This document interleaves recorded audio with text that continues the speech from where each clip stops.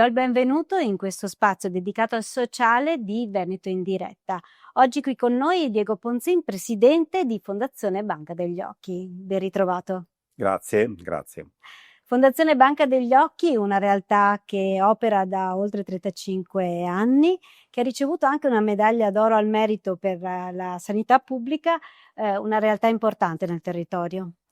Grazie, sì, in effetti è stata la prima banca degli occhi nata in Italia, nata da un'idea del professor Giovanni Rama, un luminare del trapianto di cornea, e insomma in alcune decadi di attività abbiamo fatto tanta strada e raggiunto dimensioni, diciamo così, di livello europeo, ecco. La sede della fondazione è in provincia di Venezia, giusto? Sì, l'attuale sede è nell'area dell'ospedale dell'Angelo, esiste un padiglione che è davanti all'ospedale dell'Angelo che è stato proprio intitolato al professor Rama e infatti è denominato Padiglione Rama e là abitiamo noi. Voi siete riferimento non solo per l'Italia, per il Veneto, ma anche a livello internazionale, avete collaborazioni importanti. Sì, il fatto che come Banca degli Occhi abbiamo cominciato a operare, diciamo, diverse decadi fa e unito poi al fatto che in Italia per lungo tempo non ci fossero strutture simili o paragonabili, ha fatto sì che abbiamo stabilito negli anni numerose collaborazioni sia con altre regioni italiane che con paesi europei ed extraeuropei. Oggi i tessuti donati in Veneto vanno in 20 paesi. Donazioni importanti in crescita, il 2024 è stato un anno importante, però che non soddisfano mai i bisogni, le richieste.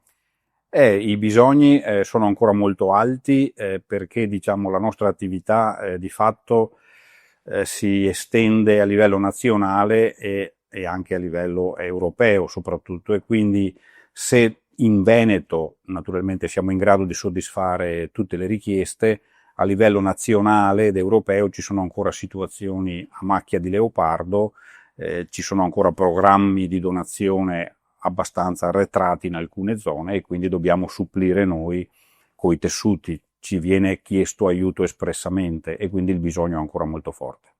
Un trapianto cosa significa per un paziente?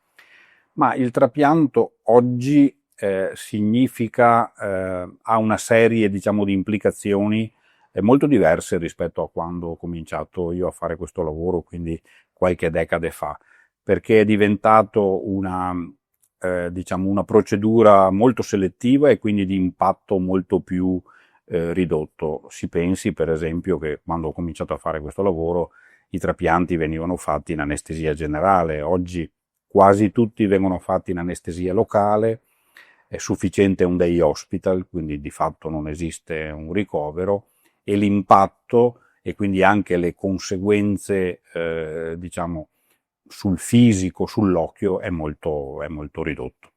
Per il paziente vuol dire spesso tornare a vedere completamente. Beh, oggi con le moderne tecniche di trapianto, quindi molto selettive e per una serie di malattie molto, diciamo, diffuse in ambito corneale, naturalmente il trapianto è risolutivo e i risultati visivi sono ottimi. Ecco, un'altra attività importantissima della Banca degli Occhi è quella della ricerca, soprattutto essere sempre all'avanguardia, oggigiorno anche con l'intelligenza artificiale. Beh, diciamo che lavorare nel nostro caso da tanti anni, e questo anche ha comportato di lavorare di fatto con i chirurghi migliori, ha fatto sì che dovessimo da una parte necessariamente seguire i miglioramenti che avvenivano in sala operatoria e quindi migliorare conseguentemente le nostre capacità di preparare i tessuti per essere adeguati. Dall'altra, ovviamente, esistono ancora malattie molto impegnative e che hanno soluzioni parziali oppure ancora non le hanno e quindi facciamo sforzi di ricerca che devono essere anche naturalmente supportati e sostenuti per trovare nuove terapie. Approfitto per ricordare il sito della Fondazione Banca degli Occhi, l'acronimo fbov.org, per conoscere meglio questa realtà. Ringrazio il presidente Diego Ponzin di essere Grazie stato a con voi, noi. grazie dell'ospitalità.